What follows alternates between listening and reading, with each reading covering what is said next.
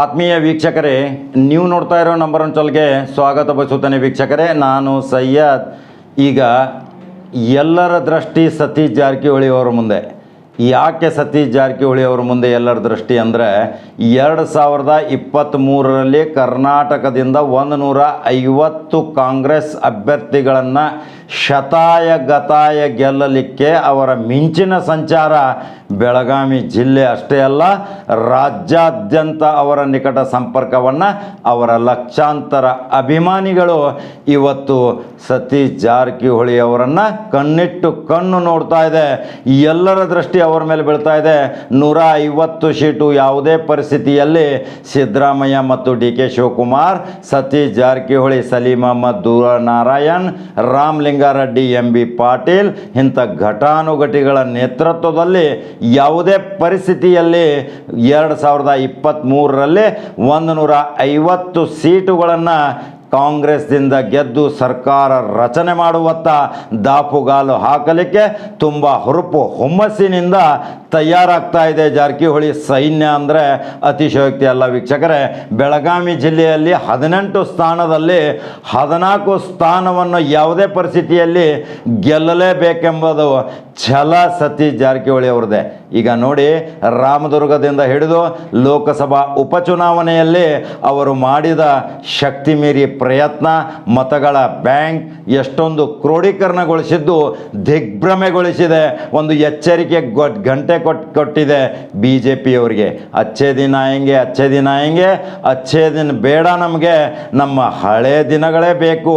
ಹಳೆಯ ದರದಲ್ಲಿಯೇ ನಮಗೆ ದಿನಸಿ ಸಾಮಾನುಗಳು ಬೇಕು, ಗ್ಯಾಸ್ ಸಿಲಿಂಡರ್ಗಳು ಬೇಕು, ಆಮೇಲೆ ಪೆಟ್ರೋಲ್ ಡೀಸೆಲ್ ಹಳೆ ದರದಲ್ಲಿಯೇ ಬೇಕು. ನಾವು ತುಂಬ ತೃಪ್ತಿ ಇದ್ದೀವಿ. ನಾವು 2 ತುತ್ತು ಊಟ ಮಾಡಿಕೊಂಡು 2 ಹೊತ್ತಿನ ಗಂಜಿಗೆ ಅಲೆದಾಡಲಿಲ್ಲ, ಹೊಟ್ಟೆ ತುಂಬ ಊಟ ಮಾಡಿಕೊಂಡು ನಮ್ಮ ಸಂಸಾರವನ್ನು ಸಾಗಿಸ್ತಿದ್ವಿ. ಆ ಅಚ್ಚೇ ದಿನ ನಮಗೆ ಬೇಕು. ಈಗ ಬರ್ತಾ ಇರೋದು ಈ ಬುರೇ ದಿನ, ಅಂದರೆ ಕೆಟ್ಟ ದಿನಗಳು ನಮಗೆ ಬೇಡ ಅಂತಾರೆ. ಹಾಗಾದರೆ ಸತೀಶ್ ಜಾರಕಿಹೊಳಿ ಅವರು ಯಾವ ರೀತಿ ಸೈನ್ಯ ತಯಾರು ಮಾಡಿದ್ದಾರೆ ಬೆಳಗಾವಿ ಜಿಲ್ಲೆಯಲ್ಲಿ, ಅದನ್ನು ಹೇಳಲಿಕ್ಕೆ ನನಗೆ ಹೆಮ್ಮೆ ಅನಿಸುತ್ತೆ, ನಿಮಗೆ ಕುತೂಹಲ ಅನಿಸುತ್ತೆ, ರೋಚಕ ಅನಿಸುತ್ತೆ. ಯಾವ ರೀತಿ ಅಲ್ಪಸಂಖ್ಯಾತರ ಮತ್ತು ಹಿಂದುಳಿದ ವರ್ಗ ಬಹುಸಂಖ್ಯಾತರ ಜೊತೆ ಕೂಡಿಕೊಂಡು ಸರ್ವ ಜಾತಿಯವರನ್ನು ಒಗ್ಗೂಡಿಸಿ ಒಂದು ಸಮಾನತೆಯ ಹರಿಕಾರನಾಗಿ ಬೆಳಗಾವಿ ಜಿಲ್ಲೆಯಿಂದ ತನ್ನ ಪ್ರವಾಸದ ಪಾದಾರ್ಪಣೆ ಮಾಡುತ್ತಿರುವ ಸತೀಶ್ ಜಾರಕಿಹೊಳಿ ಹೆಜ್ಜೆ ಉತ್ತರ ಕರ್ನಾಟಕದಿಂದ ದಕ್ಷಿಣ ಕರ್ನಾಟಕದವರೆಗೆ ಎಲ್ಲಿವರೆಗೆ ಹೋಗುತ್ತೆ ಉಳಿದ ಜಿಲ್ಲೆಯ ಬಳಗೆ ಆಮೇಲೆ ಸುದ್ದಿ ಹೇಳ್ತೀನಿ. ಈಗ ಬೆಳಗಾವಿ ಜಿಲ್ಲೆಗೆ ಬರೋದಾದರೆ ಅವರು ಯಾವ ರೀತಿ ಸೈನ್ಯ ತಯಾರು ಮಾಡಿದ್ದಾರೆ ಗೊತ್ತಾ? ಹಾಗಾದರೆ ನೋಡ್ಕೊಂಬರೋಣ ಬನ್ನಿ. ಬೆಳಗಾವಿ ಜಿಲ್ಲೆಯಲ್ಲಿ ಈಗಾಗಲೇ ನೋಡಿ, ವಿನಯ್ ನಾವಲ್ಗಟ್ಟಿ ಅಂತ ಒಬ್ಬ ಯುವಕ, ಅವರ ನೇತೃತ್ವ, ಸತೀಶ್ ಜಾರಕಿಹೊಳಿ ಅವರ ಅಭಿಮಾನ. ಎರಡನೆಯದಾಗಿ ಹಬೀಬ್ ಸಿಲ್ಲೆದಾರ್, ಲಕ್ಷ್ಮೀ ಹೆಬ್ಬಾಳ್ಕರ್ ಅಂತೂ MLA ಇದ್ದಾರೆ, ಅಂಜಲಿ ನಿಂಬಾಳ್ಕರ್ ಶಾಸಕರಿದ್ದಾರೆ, ಮಹಾಂತೇಶ್ ಕೌಜಲ್ಗಿ ಶಾಸಕರಿದ್ದಾರೆ, ಗಣೇಶ್ ಹುಕ್ಕೇರಿ ಶಾಸಕರಿದ್ದಾರೆ. ಇವರೆಲ್ಲರೂ ಯುವಕರಿದ್ದಾರೆ, ಒಳ್ಳೆಯ ಹುಮ್ಮಸ್ಸಿನಿಂದ ಕಾರ್ಯಚಟುವಟಿಕೆ ಮಾಡ್ತಾ ಇದ್ದಾರೆ. ಇವ್ರಿಗೆಲ್ಲರಿಗೂ ಗಾಡ್ ಫಾದರ್ ಸತೀಶ್ ಜಾರಕಿಹೊಳಿ. ಈಗ ಹಬೀಬ್ ಸಿಲ್ಲೆದಾರ್ ಕಿತ್ತೂರಿನಿಂದ ಸ್ಟಾರ್ಟ್ ಮಾಡ್ತಾ ಇದ್ದಾರೆ, ಬೆಳಗಾವಿಗೆ ಬಂದು ಅಲ್ಲಿ ಬೆಳಗಾವಿಗೆ ನೋಡಿ ಒಬ್ಬ 100 ಯುವಕರನ್ನು ಕಟ್ಟಿ ಒಂದು ಒಕ್ಕಟ್ಟು ಮೂಡಿಸುತ್ತಿರುವಂಥ, ಪ್ರತಿ ಗ್ರಾಮ ಮಟ್ಟದಲ್ಲಿ ಸಂಘಟನೆ ಮಾಡುತ್ತಿರುವ ರಶೀದ್ ಚಿಕ್ಕೋಡಿ. ಕಳೆದ ವರ್ಷ ಕೊರೋನಾದಲ್ಲಿ ನೀವು ಕೇಳಿರ್ಬೋದು, ಎಷ್ಟೋ UP ಬಿಹಾರಿ ಜನರನ್ನು ತನ್ನ ಸ್ವಂತ ಖರ್ಚಿನಿಂದ ಅವರ ಸ್ವಗ್ರಾಮಕ್ಕೆ ಹೋಗಿ ಬಿಟ್ಟು ಬಂದಂಥ ರಶೀದ್ ಚಿಕ್ಕೋಡಿ ಇವತ್ತು ಬೆಳಗಾವಿ ಜಿಲ್ಲೆಯಲ್ಲಿ ಒಂದು ಕಾಂಗ್ರೆಸ್ ಯುವಕರ ಸಂಘಟನೆಯ ಪಡೆ ತಯಾರು ಮಾಡ್ತಾ ಇದ್ದಾರೆ. ಅವ್ರ ಜೊತೆ ಯಾರ್ಯಾರಿದ್ದಾರೆ ಹೇಳ್ತೀನಿ ನೋಡಿ. ಹಬೀಬ್ ಸಿಲ್ಲೆದಾರ್, ಇರ್ಷಾದ್ ಅಹ್ಮದ್ ಶೇಖ್ ಬೆಂಗಳೂರಿನಿಂದ ಮಾರ್ಗದರ್ಶನ ನೀಡ್ತಾರೆ, ರಾಜು ಶೇಟ್ ಮತ್ತು ಫಿರೋಜ್ ಶೇಟ್ ಇದ್ದಾರೆ, ವೀರ್ ಕುಮಾರ್ ಪಾಟೀಲ್ ಮಾಜಿ ಸಚಿವರಿದ್ದಾರೆ, ಲಕ್ಷ್ಮಣ್ ಚಿಂಗಳೆ ಇದ್ದಾರೆ, ಮಹಾವೀರ್ ಮೊಯ್ತೆ ಹಿಂದುಳಿದ ನಾಯಕರಿದ್ದಾರೆ, ಸಮೀವುಲ್ಲಾ ದೇಸಾಯಿ ಇದ್ದಾರೆ, ಹಾಗೂ ಅಲ್ಪಸಂಖ್ಯಾತರ ಕರ್ನಾಟಕ ರಾಜ್ಯದ ಸಂಯೋಜಕರಾದ ಅಬ್ಬಾಸ್ ಮುಲ್ಲಾ ಇದ್ದಾರೆ.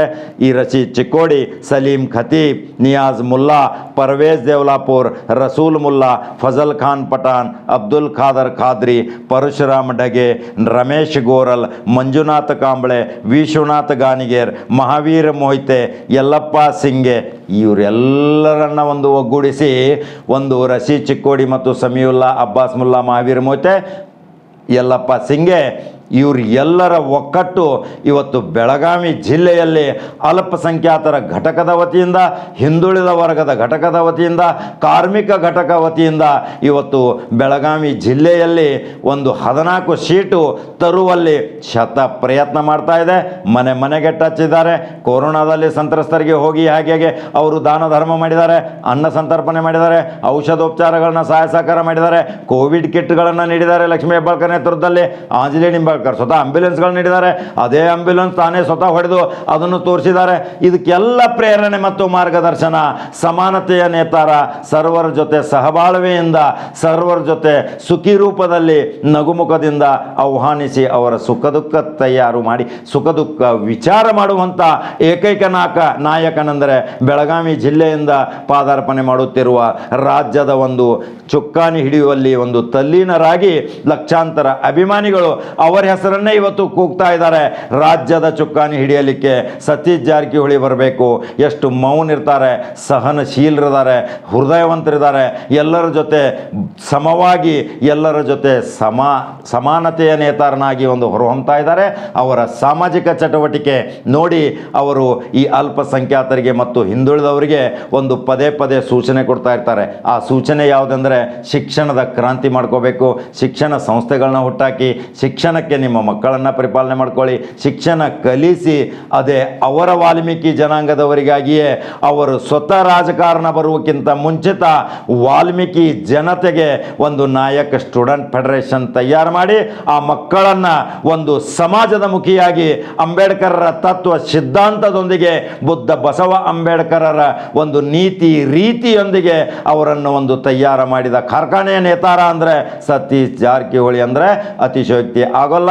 ಮಕ್ಕಳನ್ನು ಸಹಿತ ಆ ರೀತಿ ಪರಿಪಾಲನೆ ಮಾಡಿದ್ದಾರೆ. ಪ್ರಿಯಾಂಕಾ ಸತೀಶ್ ಜಾರಕಿಹೊಳಿ ಅವರ ಸುಪುತ್ರಿ, ನಾವು ಈಗಾಗಲೇ ನಿಪ್ಪಾಣಿ ಕ್ಷೇತ್ರಕ್ಕೆ ಅವರು ನಿಲ್ಲಬೇಕು, ನಿಪ್ಪಾಣಿ ಕ್ಷೇತ್ರದ ಶಾಸಕಿ ಆಗ್ತಾರೆ, ಅಲ್ಲಿ ನಿಪ್ಪಾಣಿ ಜನರು ಅನೇಕ ನಮಗೆ ಈ ಸುದ್ದಿ ಪ್ರಕಟ ಮಾಡಿ ಅಂತ ನಮಗೆ ಒತ್ತಡ ಹೇಳಿದ್ದು, ಅವೆಲ್ಲವನ್ನ ಜಾತಿ ಅಂಶದ ಆಧಾರದ ಮೇಲೆ ನೋಡಿದರೆ ಪ್ರಿಯಾಂಕಾ ಸತೀಶ್ ಜಾರಕಿಹೊಳಿ ನಿಪ್ಪಾಣಿಯಲ್ಲಿ 100% ಕಾಂಗ್ರೆಸ್ ಅಭ್ಯರ್ಥಿಯಾಗಿ ನಿಲ್ಬಹುದು, ಗೆಲುವು ಮಾತ್ರ ಖಚಿತ ಅಂತ ಅಲ್ಲಿ ಅವರ ಅಭಿಮಾನಿ ಬಳಗ ಹೇಳ್ತಾರೆ. ಯಾಕೆಂದರೆ ಅಲ್ಲಿ ಘಟಾನುಘಟಿ ಚಿಂಗಳೆ ಇದ್ದಾರೆ, ವೀರಕುಮಾರ್ ಪಾಟೀಲ್ ಇದ್ದಾರೆ, ಕಾಕಾ ಸಾಹೇಬ್ ಪಾಟೀಲ್ ಇದ್ದಾರೆ, ಅನೇಕ ಧುರೀಣರು ಅವರಿಗೆ ಬೆನ್ನೆಲುಬಾಗಿ ನಿಂತು ಆ ಯುವತಿಯನ್ನು ವಿಧಾನಸೌಧದ ಒಂದು ಕಟ್ಟೆಯನ್ನು ಏರಲಿಕ್ಕೆ ಅವರು ಪ್ರೋತ್ಸಾಹ ನೀಡ್ತಾರೆ ಅನ್ನೋದು ಸತೀಶ್ ಜಾರಕಿಹೊಳಿ ಅಭಿಮಾನಿ ಬಳಗದ ಒಂದು ಒಕ್ಕೊರಲಿನ ಅಭಿಪ್ರಾಯ. ಈಗ ಜನ ನೋಡಿ ಭ್ರಮನಿರಸನಗೊಂಡಿದ್ದಾರೆ. ಯಾರು BJPಗೆ ವೋಟ್ ಹಾಕಿದವರೇ ಭ್ರಮನಿರಸನಗೊಂಡಿದ್ದಾರೆ. ಇವತ್ತು ಯಾಕಪ್ಪ ನಾವು BJPಗೆ ವೋಟ್ ಹಾಕಿದ್ದೀವಿ, ನಾವು ತಪ್ಪು ಮಾಡಿದ್ದೀವಿ ಅಂತ. ಯಾಕೆಂದರೆ ದೈನಂದಿನ ದಿನಸಿ ವಸ್ತುಗಳನ್ನು ನೋಡಿ, ಸಿಲಿಂಡರ್ ಬೆಲೆಗಳನ್ನು ನೋಡಿ, ವಿದ್ಯುತ್ ಶಾಕ್ ಕೊಡ್ತಾ ಇದೆ, ಬಸ್ ಸಂಚಾರ ಇಲ್ಲ, ಕಾರ್ಮಿಕರಿಗೆ ಕೆಲಸ ಇಲ್ಲ, ದುಡಿಯುವ ರಟ್ಟೆಗಳಿಗೆ ಉದ್ಯೋಗವಿಲ್ಲ, ಎಲ್ಲರೂ ದೈನಂದಿನವಾಗಿ ಆಹಾರ ಧಾನ್ಯಕ್ಕಾಗಿ ಒಂದು ತುತ್ತು ಊಟಕ್ಕಾಗಿ ಇವತ್ತು ಪರದಾಡ್ತಾ ಇದ್ದಾರೆ. ಅದಕ್ಕಾಗಿ ಒಂದು ವಾಕ್ಯ ಹೇಳುತ್ತೆ, money is a small coin, health is a big coin, love is a lucky coin, relationship is a sweet coin and friendship is a gold coin ಅಂತ ಹೇಳ್ತಾರೆ. ಅದಕ್ಕಾಗಿ ಇರುವ 2 ದಿನದ ಜೀವನಕ್ಕೆ ದ್ವೇಷ ಅಸೂಯೆ ಏಕೆ, ಇವತ್ತು ಬದುಕಿದ್ದೀವಿ ಅನ್ನೋದಷ್ಟೇ ಸತ್ಯ. ನಾಳೆ ದಿನ ನಮ್ಮದೇ ಎಂದು ಹೇಳುವುದು ಅಸಾಧ್ಯ. ಇದ್ದಷ್ಟು ದಿನ ಗೆಲ್ಲಬೇಕು. ಸಾವಿಲ್ಲದ ಸ್ನೇಹ ಪ್ರೀತಿ ವಿಶ್ವಾಸ ಇವತ್ತು ನಾವು ಗಳಿಸಬೇಕು. ಇವತ್ತು ಪ್ರೀತಿ ವಿಶ್ವಾಸ ಸಮಾನತೆ ಗಳಿಸಿದರೆ ಮಾತ್ರ ಇವತ್ತು ಬೆಳಗಾವಿ ಜಿಲ್ಲೆಯಲ್ಲಿ ಈ ಅಲ್ಪಸಂಖ್ಯಾತ ಮತ್ತು ಹಿಂದುಳಿದ ನಾಯಕರ ಬಹುಸಂಖ್ಯಾತರ ಒಂದು ಸಂಘಟನೆ ಇವತ್ತು ತಯಾರಾಗ್ತಾ ಇದೆ. ಆ ಸಂಘಟನೆ ಗ್ರಾಮ ಮಟ್ಟದಲ್ಲಿ ಮನೆಗೆ ಹೋಗಿ ಅವರದೊಂದು ನೇತೃತ್ವ ಇದೆ. ಅದರ ನೇತೃತ್ವ ಹಬೀಬ್ ಸಿಲ್ಲೆದಾರ್, ರಶೀದ್ ಚಿಕ್ಕೋಡಿ, ಸಮೀವುಲ್ಲಾ ದೇಸಾಯಿ, ಅಬ್ಬಾಸ್ ಮುಲ್ಲಾ, ಮಹಾವೀರ್ ಮೊಹಿತೆ, ಯಲ್ಲಪ್ಪ ಸಿಂಗೆ, ವಿನಯ್ ನಾವಲಿಗಟ್ಟಿ ಇವರು ಎಲ್ಲರೂ ಒಂದು ನೇತೃತ್ವ ವಹಿಸಿ ಇವತ್ತು ಬೆಳಗಾವಿ ಜಿಲ್ಲೆಯಲ್ಲಿ ಯುವಕರ ಪಡೆಗಳನ್ನ ತಯಾರು ಮಾಡ್ತಾ ಇದ್ದಾರೆ. ಆ ಯುವಕರ ಪಡೆಗಳನ್ನ ತಯಾರು ಮಾಡಿದರೆ ಇವತ್ತು 14ರಿಂದ 15 ಸೀಟು ಬರ್ಬೋದು ಅನ್ನೋದು ನಮ್ಮ ಲೆಕ್ಕಾಚಾರವಿದೆ. ಯಾಕಂದರೆ ಇವತ್ತು ನಿರುದ್ಯೋಗಿಗಳಿಗೆ ಉದ್ಯೋಗ ಬೇಕಾಗಿದೆ, ಸಮಾನತೆ ಒಂದು ಕೂಗು ಬೇಕಾಗಿದೆ, ಎಲ್ಲರನ್ನ ಪ್ರೀತಿ ಬಾಂಧವ್ಯದಿಂದ ಭಾವ್ಯತೆ ಸಂಕೇತ ಸಾರುವಂಥ ಒಂದು ವಾತಾವರಣವನ್ನು ನಿರ್ಮಾಣ ಆಗಬೇಕಾಗಿದೆ. ಇಲ್ಲಿ ಪ್ರತಿಯೊಂದು ಬೆಳಗ್ಗೆ ಎದ್ದ ತಕ್ಷಣ ಜಾತಿ ಬಗ್ಗೆ ಮಧ್ಯದ ಒಂದು ಗೋಡೆ ಕಟ್ತಾ ಇದ್ದಾರೆ. ಈ ಜಾತಿಗಳಿಂದ ಇವತ್ತು ಜನ ಬಹಳ ವಿಚಲಿತರಾಗಿದ್ದಾರೆ, ಬಹಳ ಖಿನ್ನತೆಗೊಳಗಾಗಿದ್ದಾರೆ. ಸಮಾನತೆ ದಾರಿ ಸಿಗ್ತಾ ಇಲ್ಲ.